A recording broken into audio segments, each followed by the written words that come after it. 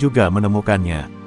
Suatu ketika, ia bersemedi di tepi telaga dan mendapatkan wangsit bahwa kedua orang tuanya mengalami kejadian aneh dan ia sudah tidak bisa menemuinya lagi.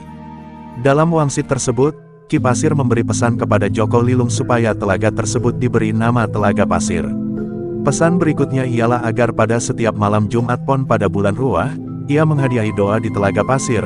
Pesan ketiga, Joko Lilung diminta mencari telur yang ditimbun Ki Pasir waktu itu. Ki Pasir penasaran telur binatang apa yang membuat ia dan istrinya berubah menjadi naga. Joko Lilung pun keliling mencari keberadaan telur yang dimaksud Ki Pasir. Betapa kagetnya, telur yang disimpan Ki Pasir itu sudah pecah dan dari cangkangnya muncul seekor ular. Tubuh ular itu makin membesar hingga menjadi seekor naga. Uniknya, naga tersebut bisa berbicara. Joko Lilung pun menjadikan naga tersebut sebagai saudaranya. Namun, naga tersebut kemudian berpindah tempat di Telaga Ngebel, Ponorogo, Jawa Timur. Sementara Joko Lilung moksa di Telaga Pasir, setelah pesan-pesan bapak angkatnya sudah disebarkan satu persatu kepada orang-orang yang mendiami kawasan Sarangan saat itu. Bila dua sejoli yang sedang bercinta di dekat Telaga Sarangan maka mereka akan terkena radiasi gaib dari tempat tersebut, yakni berupa kutukan akan kandasnya hubungan kekasih terutama bagi mereka yang belum menikah atau sedang berpacaran.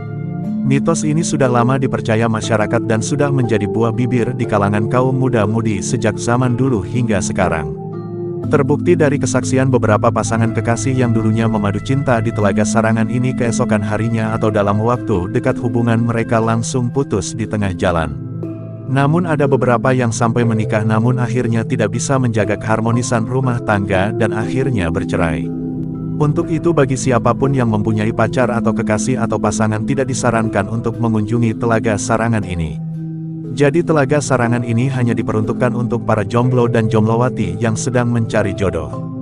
Mitos ritual ngebleng. Di Telaga Sarangan sering dilakukan ritual setiap tahunnya untuk menghormati Nyai Jailung dan Kiai Jalilung yang dipercaya sebagai penunggu Telaga Sarangan tersebut.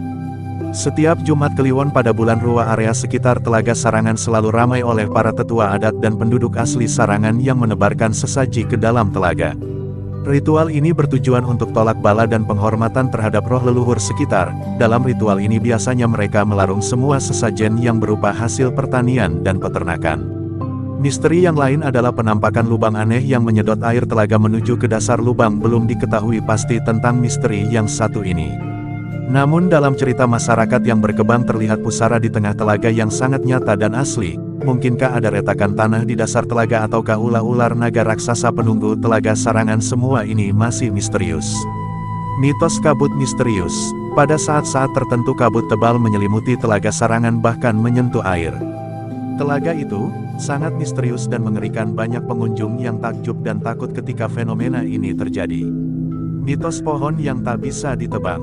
Di Telaga Sarangan, terdapat sebuah pohon langka bernama pohon liwung. Pohon liwung ini memiliki bentuk seperti pohon pinang yang tidak memiliki cabang. Konon katanya, pohon tersebut tidak bisa ditebang sama sekali. Menurut mitos Telaga Sarangan yang beredar, dulu ada seorang yang ingin menebang pohon liwung. Namun, saat hendak menebang, pohon liwung tersebut justru hilang tanpa ada bekas. Telaga Sarangan merupakan danau yang terbentuk secara alami. Danau ini memiliki luas sekitar 30 hektare, sedangkan kedalamannya mencapai 28 meter. Danau Telaga Sarangan berada di ketinggian 1.200 meter dari permukaan Laut Medepel dengan suhu sekitar 15-20 Celcius. Lokasinya dekat dengan Gunung Lawu, tepat di Jalan Raya Telaga Sarangan Sarangan Palosan, Kabupaten Magetan, Jawa Timur. Pepohonan yang rindang di tepian membuat Telaga Sarangan semakin sejuk. Jika pagi, kamu akan menghirup udara segar, jiwa semangat semakin menggelora dengan suasana Telaga Sarangan. Tidak salah kalau objek wisata di Magetan ini menjadi tempat liburan favorit. Selain itu, air Telaga Sarangan terlihat bersih, saking jernihnya pemandangan gunung dan langit cerah yang indah pun kadangkala memantul di permukaan danau. Kamu bisa berkeliling danau dengan menyewa speedboat, satu putaran tarifnya Rp50.000, sedangkan 3 putaran sekaligus cukup Rp150.000 saja. Namun, itu bukan per orang, kamu bisa mengajak 2-3 orang lainnya untuk menyewa speedboat. Kamu akan diajak menjelajahi danau sembari menikmati pesona keindahan Telaga Sarangan dari dekat. Jika ingin lebih santai, kamu bisa menyewa perahu untuk mengelilingi Telaga Sarangan. Kamu bisa pilih antara perahu dayung atau perahu kayu. Kalau masih belum puas mengelilingi Telaga Sarangan dengan speedboat atau perahu, kamu bisa berkuda, tarif satu putaran Rp50.000. Kamu akan diajak ke tepian danau sembari menikmati pemandangan sekitar.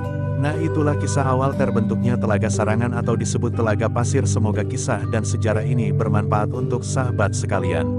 Kami akhiri, wabillahi taufiq wal hidayah. Assalamualaikum warahmatullahi wabarakatuh.